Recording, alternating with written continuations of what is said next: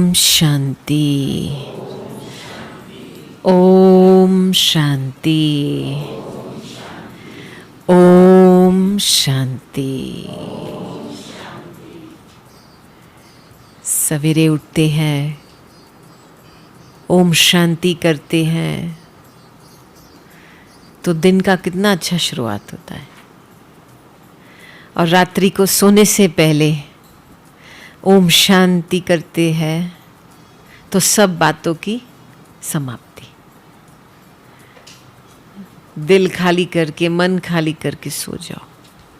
नहीं? अच्छा, आप सभी सेवा में आए हैं ना? करेक्ट? हाथ ऊंचा करो, कौन सेवा में आए हैं? अच्छा, प्राप्ति तो मिल रही है ना? क्या प्राप्ति मिल रही है आपको? हाँ, खुशी मिल रही है आपको, अतीन्द्रिय सुख भी मिल रहा है, परिवार में रहने का एक मौका मिल रहा है, स्नेह मिल रहा है, बड़ों का प्यार मिल रहा है, बाबा का आशीर्वाद, ऐसे रात्रि क्लास का चिट चैट मिल रहा है। नहीं, मजा आता है ना कि बाबा के बेहद के परिवार में आए हैं। जी, दुआएं भी मिलती है, सही बात है। ब्रह्मा भोजन भी मिलता है, सही बात है। यहाँ पे तो हम उस दिन ही बता रहे थे कि कोई करोड़पति के घर में भी जाओ, जितना बाबा के घर में आपको मिल रहा है, प्यार से बना हुआ खाना मिल रहा है, भोजन मिल रहा है, कोई और जगह पे नहीं मिलेगा। नहीं, कितना आमरस पिया है आप लकी हो, उसी सीजन में हम आए हैं। हम सोच रहे थे विदेश में तो कौन है आमरस पिलाने वाला। हाँ? तो देखो, जब मन हमारा ऐसे प्राप्तियों में समाया हुआ होता है ना, तो क्या फीलिंग रहती है? एक हल्कापन रहता है ना, संतुष्टता रहती है, एक जैसे एक दिल को आराम मिलता है। नहीं? हाँ, लेकिन जब प्राप्ति भूल जाते हैं तो बेचैनी शुरू होती है। भले आपके पास सब कुछ है, लेकिन आपको अंदर से वो आराम की फीलिंग नहीं आ रही है। तो ये एक बहुत इम्पॉर्टेंट बात है कि सदा हमारे सामने हमारी प्राप्तियां होनी चाहिए। इस चीज को भूलो नहीं। क्या है, जब देह भान में आते हैं तो बाहर की दुनिया में जाकर के फिर देह भान के कारण कंपैरिजन होता है। इसके पास इतना है, मेरे पास इतना नहीं है। यहाँ पे होता है क्या? नहीं हो रहा है ना। हर एक नंबर वार है अपने पुरुषार्थ में, लेकिन यहाँ पे तो कंपैरिजन नहीं होता है। क्यों नहीं होता है? क्योंकि बाबा से आपको एक रियल पालना मिल रही है ना, और आपको ये चीज महसूस हो रही है। अभी चलो, ये तो मेगा मधुबन है, लेकिन आपके जो सेंटर है वो मिनी मिनी मधुबन है ना। तो वहां पे भी आप ऐसे सुख ले सकते हैं, सहयोगी बन सकते हैं, वो वातावरण में रह सकते हैं ना। बाबा ने खास, आप जहां पे भी हो, सभी के नजदीक में सेंटर तो है ना। देखो, अमेजिंग ये बात है भारत की कि हर स्ट्रीट में अभी एक सेंटर बन गया है। सच में कोई ऐसे नहीं कह सकता है कि मैं सेंटर से दूर हूं विदेश में भला हम अभी कह सकते हैं, बहुत दूरी होती है। अमेरिका में जाओ, काफी दूरी होती है सेंटर्स के बीच में, 4-5 घंटा लगता है। फिर भी वीकेंड में मेहनत करके आते हैं लोग। तो भारत में तो सब सुख है, सब कुछ बाबा ने दिया हुआ है। बाबा का बर्थ प्लेस है। अभी इसका प्रूफ क्या देना है? प्रूफ क्या देना है?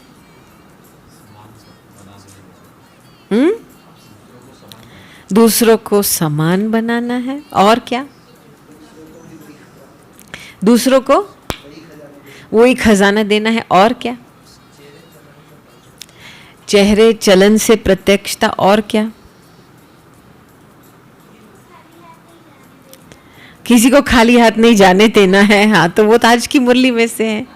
इतना सब कुछ बाबा दे रहा है, क्यों दे रहा है हमको? नहीं, हम हमारे स्व परिवर्तन के लिए दे रहा है। ये चीज भूल गए क्या?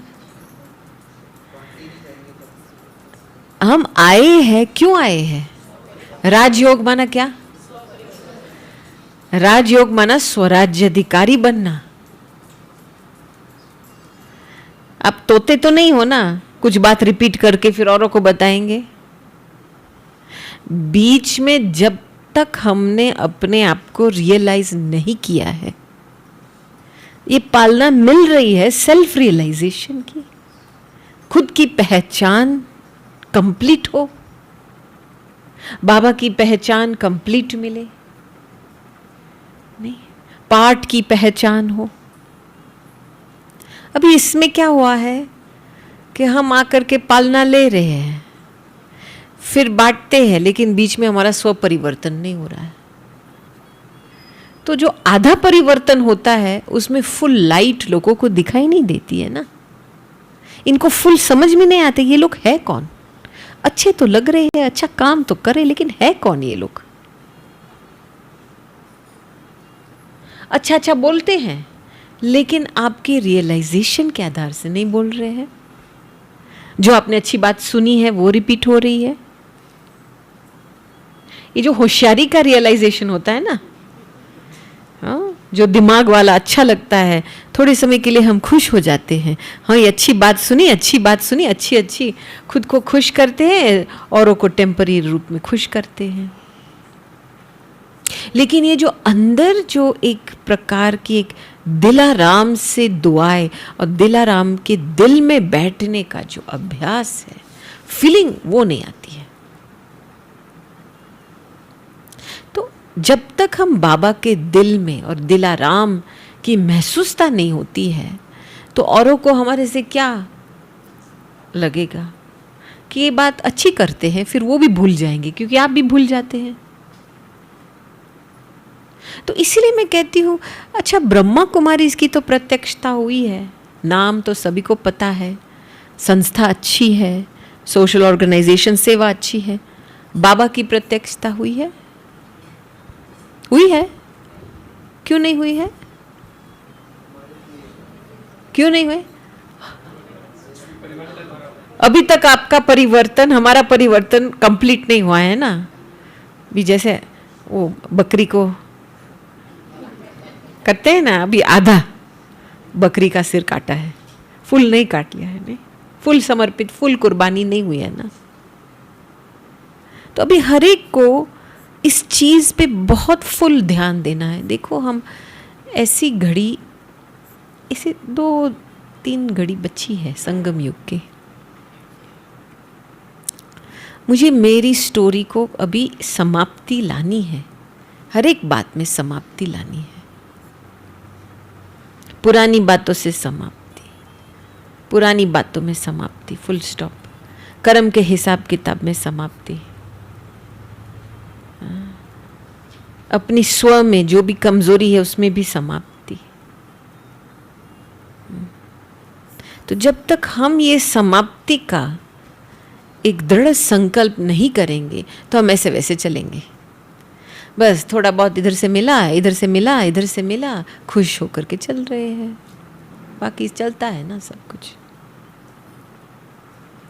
तो इसीलिए बाबा प्रत्यक्ष नहीं हो रहा है, क्योंकि जिसका एक सेल्फ रियलाइजेशन, एक गहरा सेल्फ रियलाइजेशन होता है ना, आप देखेंगे उसका चेहरा सदा हर्षित रहता है, सरल स्वभाव रहता है, एक अंतर्मुखी रहता है, जैसे एक राजयुक्त अवस्था में रहता है व्यक्ति, सब कुछ पता है। हाँ? और बहुत आराम महसूस करता है अंदर से। तो उसको कुछ चाहिए नहीं, इसको ना अटेंशन चाहिए, ना स्तुति चाहिए। आज कितना अच्छा वरदान था ना, स्थिति स्तुति के आधार से नहीं बननी चाहिए। अभी अभी आप देखो ना, कितने लोग मान के भूखे हैं। आप खुद को चेक करो, अटेंशन के भूखे, कोई मुझे देखे,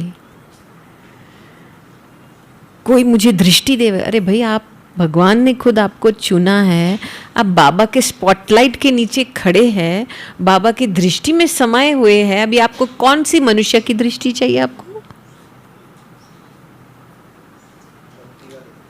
बहुत डीप भक्ति है, अभी तक वो छुट्टी नहीं है। फोटो का भक्ति अभी शुरू हो गया है। पहले पहले तो आंगन में जब आते थे, बड़ी दादी से मिलते, तो दृष्टि का महत्व बहुत होता था। आजकल तो दृष्टि का महत्व है ही नहीं, बस फोटो ही चाहिए। ये क्या है? ये सब हमारी रॉयल फैमिली की आदतें नहीं है। सभी को रॉयल फैमिली में आना है ना? नहीं, सभी हाँ नहीं बोल रहे हैं। श्योर? हाँ, तो ये कैमरा मोबाइल हटाना पड़ेगा। हाँ, वो आपको निकालना पड़ेगा, क्योंकि वो आपको एकदम साधारण बना देती है। ना खुद की पहचान होती है, क्योंकि ये चीज़ जड़ है। सारा टाइम बुद्धि जड़ चीज़ के साथ कनेक्ट हुई है, तो आपकी बुद्धि भी जड़ हो जाएगी। करेक्ट?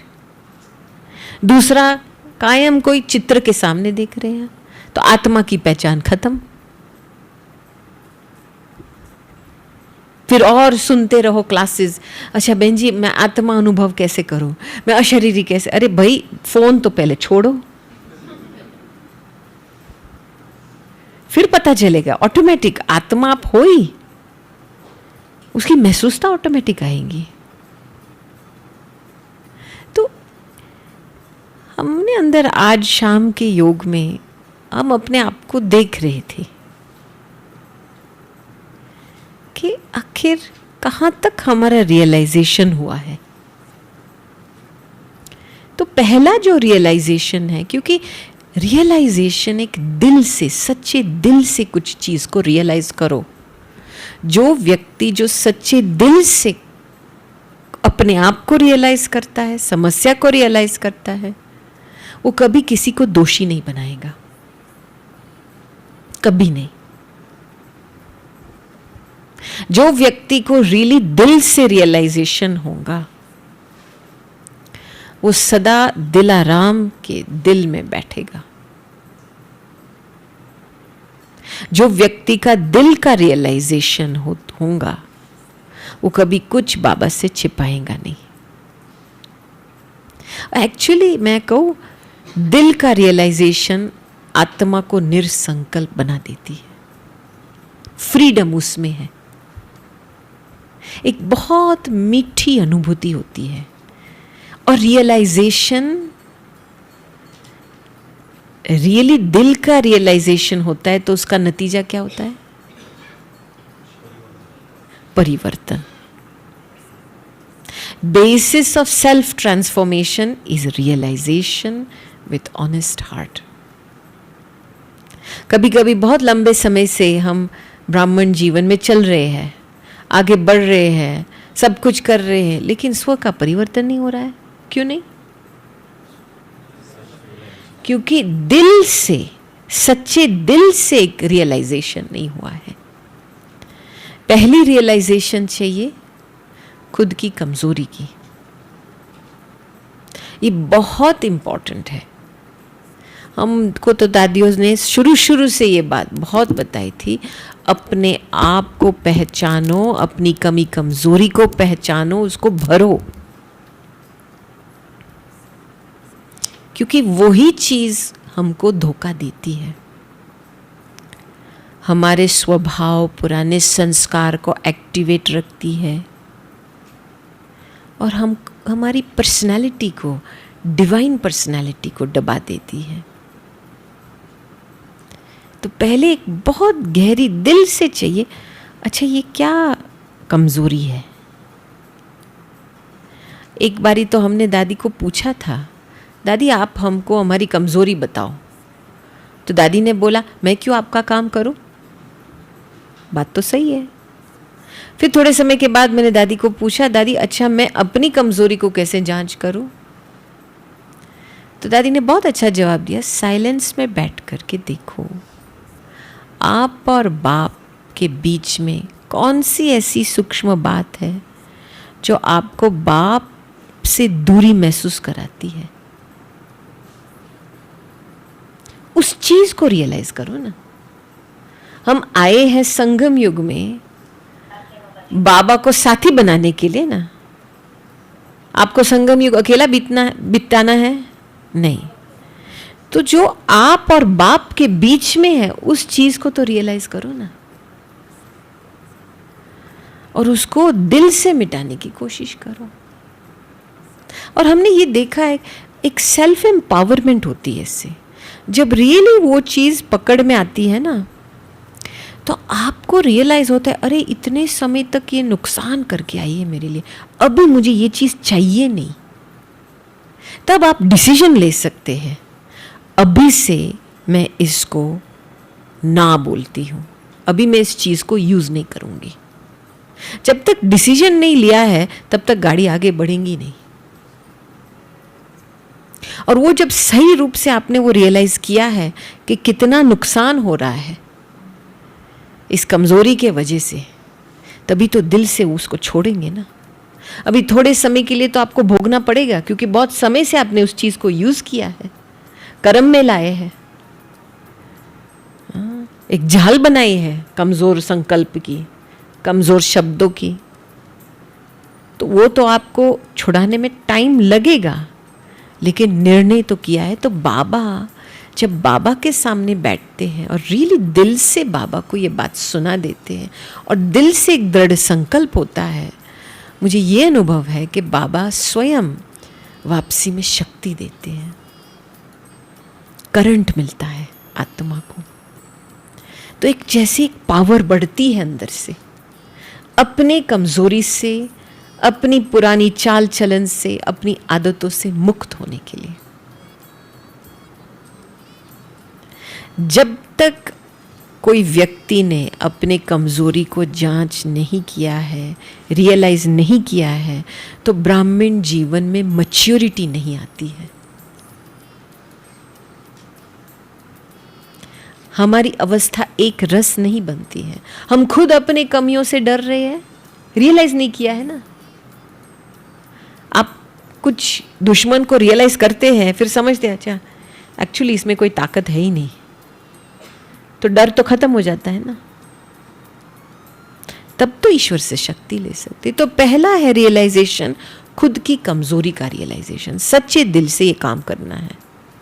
भल चलो सेवा में आए हैं, बाबा सब कुछ दे रहा है, आप मोबाइल फोन के पीछे टाइम नहीं गवाओ, और सच में बाबा के साथ वार्तालाप कि बाबा जाने से पहले मुझे ये चीज रियलाइज करनी है और यहां पे मधुबन में छोड़ के जाना है।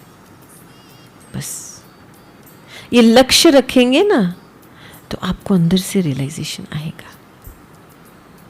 फिर खुद को ऑब्जर्व कीजिए। देखो कभी कभी हमारी कमजोरी हमारे संकल्प थ्रू पता चलता है ना। आपकी वाणी के थ्रू पता चलता है और आपके कर्मों के थ्रू पता चलता है। साक्षी होकर के तीन चीजें को देखो, कौन सी बात बार बार रिपीट होती रहती है मन में, वाणी में, कर्मों में। आपकी कमजोरी का दरवाजा वो है। पेन पेपर बैठ करके नोट कीजिए। समझ में आई बात? इस चीज के पीछे आप अटेंशन देना, खुद को छोड़ो नहीं। बाबा हमको क्यों चार्ट का बताते हैं? क्योंकि जब चार्ट होते तो चेकिंग होता है ना, एक आंख रहती है ना खुद के ऊपर, जैसे कोई चीज को ट्रैक करते हैं ना, तो एक प्रकार की जब चेकिंग और ट्रैकिंग रहती है तब तो आप उसके मूल तक पहुंच सकते हैं ना, राइट? टाइम लगेगा थोड़ा, लेकिन अवश्य वहां तक पहुंचेंगे। दूसरी रियलाइजेशन है कि जब कोई समस्या आती है हमारे सामने, और उस समस्या के लिए कोई व्यक्ति निमित्त होता है, तो ये भी रियलाइजेशन होना है कि ये एक समस्या है, टेस्ट पेपर है। लेकिन जो व्यक्ति इस समस्या में निमित्त बना है, उसकी इच्छाएं, उसकी फीलिंग्स, उसके संस्कार का भी रियलाइजेशन होना चाहिए। वो रियलाइजेशन नहीं होता है तो हम उस व्यक्ति को दोषी बनाते थे। आपके कारण ये हुआ, आपके कारण ये मुसीबत हुई, आपके कारण ये हुआ। फिर हम खुद प्रॉब्लम बनते हैं इसमें। समझ में आई बात? कुछ रहस्य भरा हुआ है। देखो, हम उसी दिन सोच रहे थे ड्रामा कितना कल्याणकारी है। अभी किसके लिए कल्याणकारी है मुझे बताओ, किसके लिए कल्याणकारी है? तो बच्चों के लिए कल्याणकारी है ना। तो कोई भी चीज या समस्या आती है तो कोई व्यक्ति के कल्याण के लिए हो रहा है ना ये। इसीलिए उसी समय भल वो व्यक्ति ने मिस्टेक किया है, लेकिन उस समय अनुसार, उसके संस्कार अनुसार कुछ रहस्य भरा हुआ है इसमें। आपको दिखाई नहीं दे रहा है, लेकिन इसमें कुछ रहस्य भरा हुआ है। ड्रामा का कुछ कल्याण है, इस आत्मा की प्रोटेक्शन के लिए कुछ हुआ है।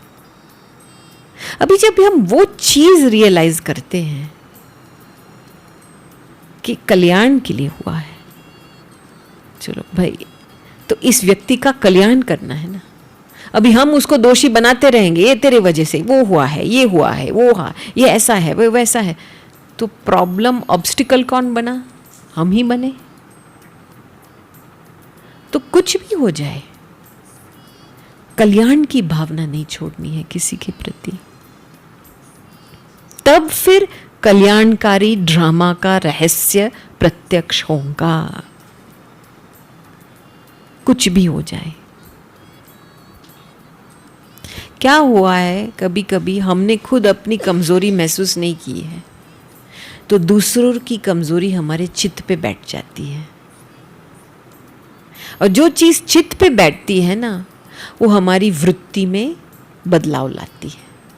आप कुछ भी करो, आप एक वृत्ति आपकी एक दीवार बन जाती है उस आत्मा के प्रति। तो फिर जो बाबा आपको दे रहे हैं वो उस आत्मा तक नहीं पहुंच रही है, तो कैसे कुछ परिवर्तन होगा? तो एक कोई व्यक्ति की इच्छा और फीलिंग्स को रियलाइज करना बहुत जरूरी है। तब हम रहम की फीलिंग्स रख सकते हैं, गुड विशेस की फीलिंग्स रख सकते हैं। समझ में आई ना ये बात? ये बहुत इंपॉर्टेंट है, क्योंकि अभी एक बहुत आदत बन गई है। कुछ हो जाता है ड्रामा में, क्यों हुआ, अरे ये क्यों हुआ, कैसे हुआ, अरे ऐसा नहीं होना चाहिए। अरे चुप तो रहो थोड़े समय के लिए।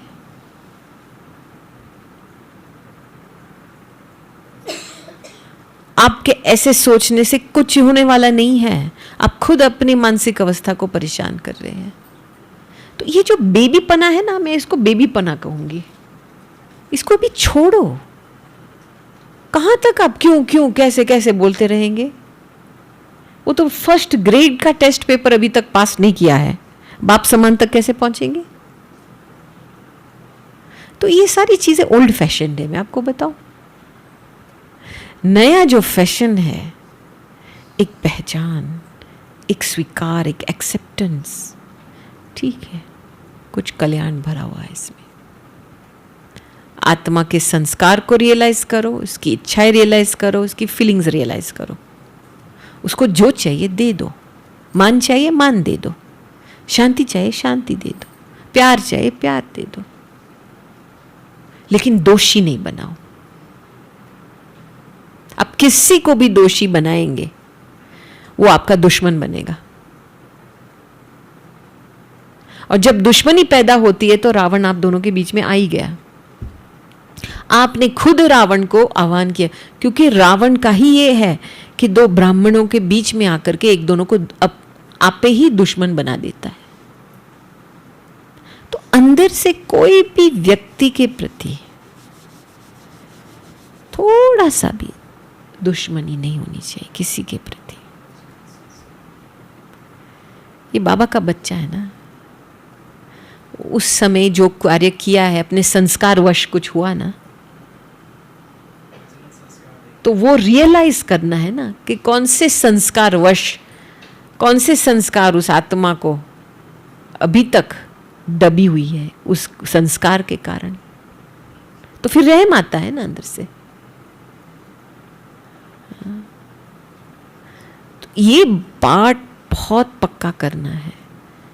Nobody is to blame, किसी को ब्लेम नहीं करना है। और तीसरा प्रकार का ये रियलाइजेशन है कि हमने कभी कभी देखा, और खास करके हम देखते थे जो लोग दादी के पास आते थे, कि वो समझते हैं कि ये सही नहीं है, रियलाइजेशन है कि ये ठीक नहीं है जो हम कर रहे हैं, लेकिन अपना नाम को बचाने के लिए अपनी एक छवि बनाई हुई है, चाहे वो महारथी है, तो अपने नाम को, परिवार में अपना नाम बचे या मैं किसी से कम ना दिखावे के लिए वो अपने विवेक को दबा देते हैं। जो विवेक का आवाज है उसको दबा देते हैं। समझ में आई बात? ये थोड़ी गहरी बात है। अंदर से रियलाइजेशन आ रहा है कि कुछ चीज में ठीक नहीं कर रही हूं, नहीं कर रहा हूं। वो विवेक भी बोल रहा है, आत्मा का आवाज भी बोल रहा है, लेकिन पोजीशन, पद, नाम, शान, दिखावे के वजह से हमने वो आत्मा का आवाज दबा दिया है। ये एक पाप के खाते में जाता है।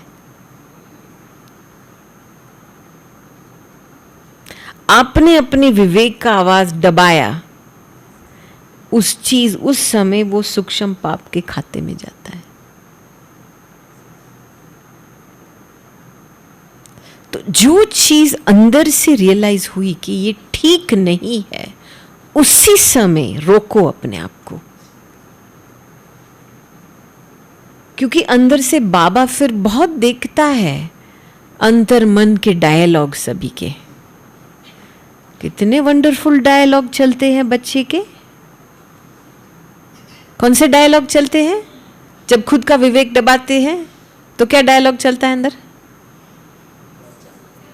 हाँ, ऐसा तो चलता ही है ना।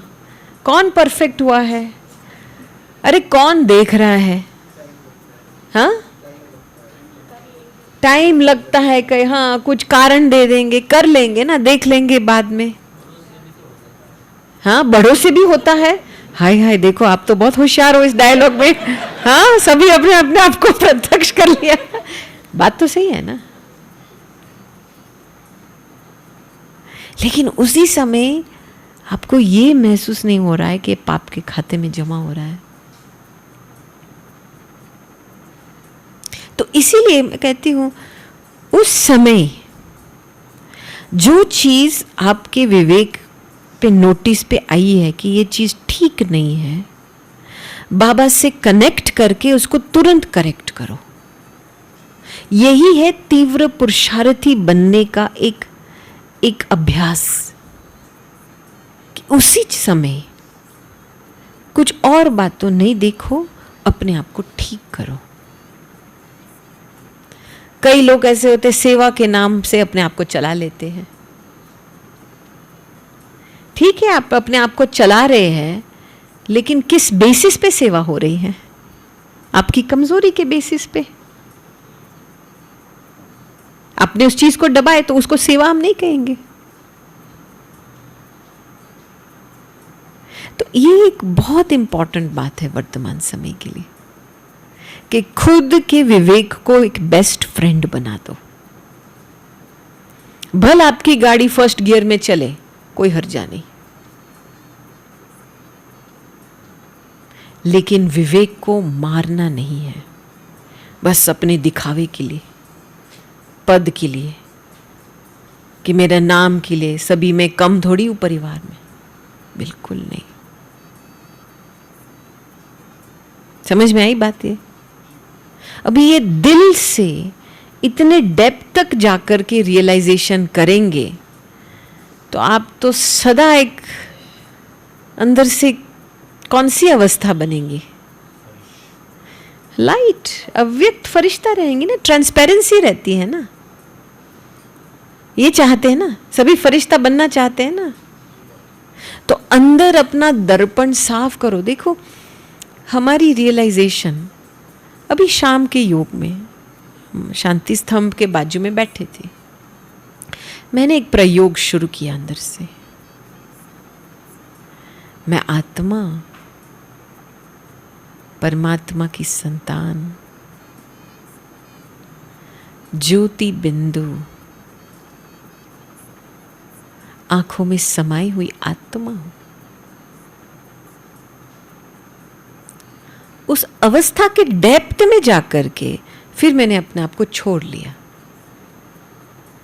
फिर मैंने देखा अभी क्या सफाई हो रही है इस अवस्था में। ये अवस्था ही आपका एक दर्पण है जिसमें आपको जो चीज ठीक नहीं है वो दिखाई देंगी। समझ में आई?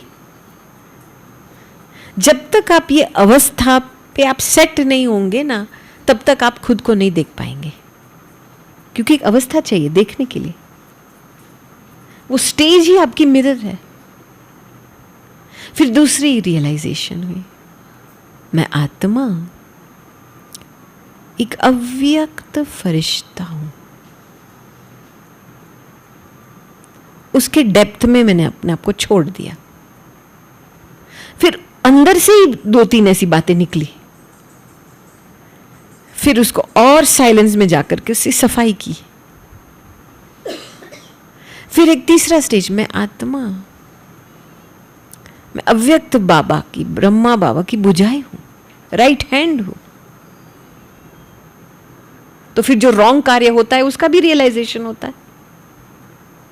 तो जितना आप एक एक अवस्था को प्रैक्टिस करेंगे, उतनी एक आपके एक अंदर की एक दर्पण बहुत क्लीन रहेंगी, क्योंकि उस आईने से आपको दिखाई देगा जो चीज सही नहीं है, उस अवस्था से दूर मुझे लेके जा रही है, वो चीज रियलाइज होंगी। समझ में आई बात? तो एक बहुत सुंदर तरीका है ये तरीका अपनाओ, क्योंकि चित्त को साफ करना है ना। सभी यहां पे बैठे भरे पड़े बैठे हैं, चित्त में बहुत सारी बातें भरी हुई है। इसने ये बोला, इससे मेरे साथ ऐसे हुआ, मेरे साथ ऐसा। आपको पता नहीं है बहन जी, आज पता नहीं कोई आत्मा का फोन आया, और वो भी लंदन से। इतनी सारी बातें करती रही। मैं 2-3 मिनट के बाद इसकी गिलानी शुरू की थी। मैंने बोला, बहन जी आप फोन करने का क्या मतलब है आपका? कि मैं आपकी बात मानूं क्या? आप अभी शांत होकर के बाबा को सामने रख करके अपने दिल से पूछो, मुझे क्या परिवर्तन करना है, मेरी कमजोरी क्या है इसमें। आप औरों का नुक्स निकाल रहे पिछले 5 मिनट से। तो खुद को पहले पूछो ना, मैंने कहां तक श्रीमत का हाथ पकड़ के चली हूं। मैंने कहां श्रीमत का हाथ छोड़ा था, बाबा का हाथ छोड़ा, वो तो पहले रियलाइज करो ना। कभी कोई व्यक्ति मेरे सामने आता है, सारी स्टोरी बना के आता है, मेरे साथ ऐसा हुआ, ऐसा हुआ, ऐसा हुआ, ऐसा हुआ। अच्छा ठीक है, जैसे कोई विक्टिम होता है ना, बस मैं ठीक हूं और सभी गलत है। तो पहले मैं उस व्यक्ति को पूछती हूँ, ठीक है आप पहले अपनी बात बताओ कि बाबा और आपके बीच में आपने श्रीमत का हाथ कब छोड़ा इस सिचुएशन में, बाबा का साथ कब छोड़ा आपने इस सिचुएशन में, वो महसूसता हुई है आपको? पहले वहां से शुरू कीजिए आप, फिर मैं और बातें एक्सेप्ट करूंगी। तो ये एक सच्चाई की बात है ना, समझ में आई बात? तो अपने आप को अभी धोखा नहीं देना है कोई बात का, चलाओ नहीं अपने आप को, बहुत नुकसान हो रहा है। फिर हम जैसे भूखे बन जाते हैं पालना के लिए। अरे इतना तो बाबा दे रहा है, वो फीलिंग महसूस नहीं हो रही है क्योंकि सच्चे दिल की रियलाइजेशन नहीं है। समझ में आई बात? समझ में आई ना सभी को? हाँ, तो सेल्फ रियलाइजेशन, अपनी कमजोरी, जो समस्या आ रही है मेरे सामने, जो व्यक्ति है, उसके संस्कार, उसकी फीलिंग्स को रियलाइज करना, उस हिसाब से चलाना। और मैं एक श्रेष्ठ आत्मा हूं, मेरे सामने केवल टेस्ट पेपर है, बस ये केवल टेस्ट पेपर है और मुझे टेस्ट पास करना है ना। आज यूरोप और मिडिल ईस्ट और अफ्रीका वालों के साथ मुरली थी दिन में, तो तभी हम मम्मा की बातें बता रहे थे, तो मुझे एक बात बहुत जची कि देखो मम्मा ने बहुत थोड़े समय में अपने आप को परिवर्तन, अपने आप में बहुत ज़्यादा परिवर्तन लेके आई थी। एक बहुत गहरा रियलाइजेशन हुआ था मम्मा को कि 1.5 साल में से कुमारी तक एक मम्मा की वृत्ति बनी, माँ की वृत्ति बनी, माँ की दृष्टि बनी लोगों के प्रति। अभी माँ कभी अपने बच्चों को तिरस्कार नहीं करेंगी, माँ अपने बच्चों के लिए बुरा तो नहीं बोलेंगी, माँ प्यार से शिक्षा देंगी, पहले उस बच्चे को अपनी खूबी दिखाएंगी, फिर करेक्शन करेंगे ना। ये सब मम्मा की क्वालिफिकेशंस थी। तो मैंने सोचा तो अभी हमको माँ बनना है। ऐसे नहीं है कि केवल बहनें माँ बन सकती है, ये कोई भाई बहन की बात नहीं, आत्मा की बात है। ये यहाँ पे जो सीट होती है ना, कभी कभी हम इस सीट पे, बेहद की सीट पे नहीं बैठते हैं, एक देह अभिमान के सीट पे बैठते हैं। मैं राइट हूं, उस स्मृति में बैठे मैं राइट हूं, मेरे पास कितना अनुभव है, मेरा कितना एक्सपीरियंस है, कितने साल हुए ज्ञान में, मैं राइट हूं इसमें। अभी आप इस सीट पे बैठेंगे जिसका नाम है मैं राइट हूं, तो आपको क्या दिखाई देगा? आपको सब कुछ रॉन्ग दिखाई देगा। ये रॉन्ग हो रहा है, ये रॉन्ग हो रहा है, ये रॉन्ग हो रहा है, ये ठीक नहीं हो रहा है, तुम ऐसी हो, तुम ऐसी हो, ऐसे नहीं होना चाहिए, वही दिखाई देगा ना आपको। अभी उस समय आपका अभिमान आपको धोखा दे रहा है क्योंकि आप अपने आप को राइट समझ रहे हैं। तो ये जो दृष्टि है सब कुछ रॉन्ग देखने की, आप गलत सीट पे बैठे हो, इसलिए आपको ये चीजें दिखाई देती है। दूसरी सीट कौन सी है? मैं जानता हूं, मैं सब कुछ जानता हूं, मुझे कहने, आप मुझे बोलो नहीं, कुछ बोलो नहीं, मुझे टोको नहीं मैं सब कुछ जानती हूं, सब कुछ जानता हूं। तो जब आप उस देह अभिमान के सीट पे बैठेंगे, मैं सब कुछ जानता हूं, तो जो व्यक्ति आपके सामने आएगा उसको क्या फीलिंग आएगी? हाँ, वो भी सब कुछ जानता है, उसका भी अभिमान ट्रिगर होगा। और क्या फीलिंग आएंगी कि शायद वो थोड़ी सी निराशा आएंगी, अरे इसको तो सब कुछ आता है, मुझे कुछ नहीं आता है। आपकी प्रेजेंस में उस आत्मा को अपना स्वमान महसूस नहीं होगा। वो आत्मा बेचारी कम, अपने आप को कम महसूस करेंगी। नहीं, अभी ये गिफ्ट देनी है क्या? तो ये सीट सारे छोड़ दो और बस एक अनलिमिटेड मदर, विश्व की मां हो ना, ठीक है। मां की दृष्टि कैसी होती है? जितना भी नटखट बच्चा होता है, मां की दृष्टि उस डायमंड पे रहती है, तभी तो वो सुधरता है ना। भल आप यहां तक कैसे पहुंचे? आपकी मदर की दृष्टि के कारण पहुंचे। बाबा की दृष्टि बाद में है, लेकिन आपका प्रोग्रेस लाइफ में हुआ क्योंकि एक माँ की दृष्टि आपके ऊपर पड़ी, जो आपकी खूबी को देखा और उसको पुशअप किया। तो ये हमारा काम है, फर्ज है कि हमको यही दृष्टि का गिफ्ट देना है लोगों को।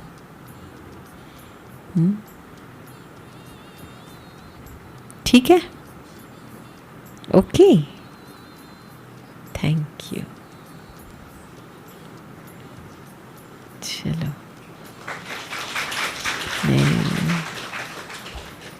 चलो आप अलर्ट होकर के बैठो।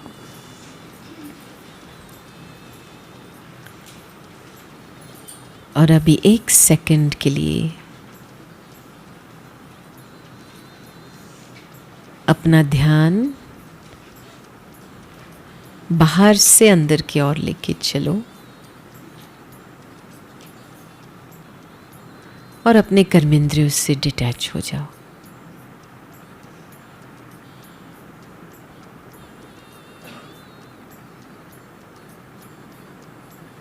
और अपने आप से पूछिए, मैं कौन हूं?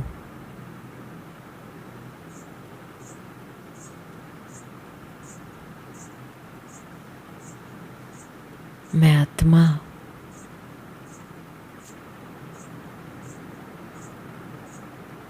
इस शरीर से न्यारी हूं।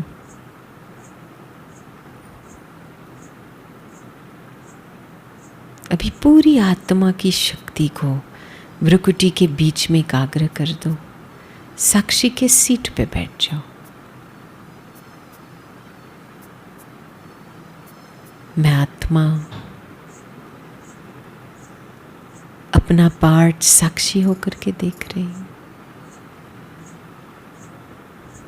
दूसरों का पार्ट साक्षी होकर के देख रही हूं।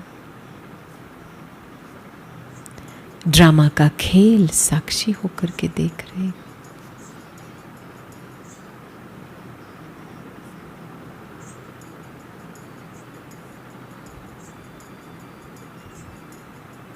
अभी साथी को बुला लो बाजू में और सब बोझ बाबा को दे दो।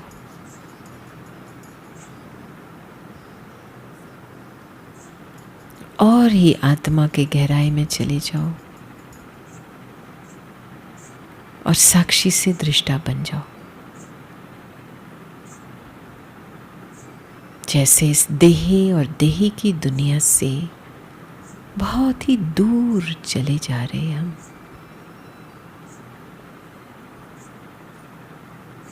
आकर्षण से परे, दुविधा से परे,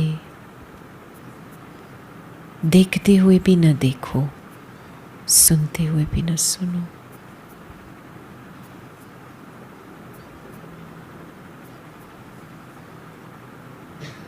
और अभी 1 सेकंड में उपराम चले जाओ अपने स्वीट साइलेंस होम में। एकदम विदेही बन जाओ।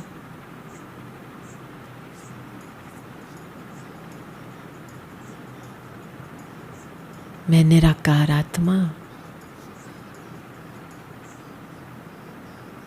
निराकार बाप के साथ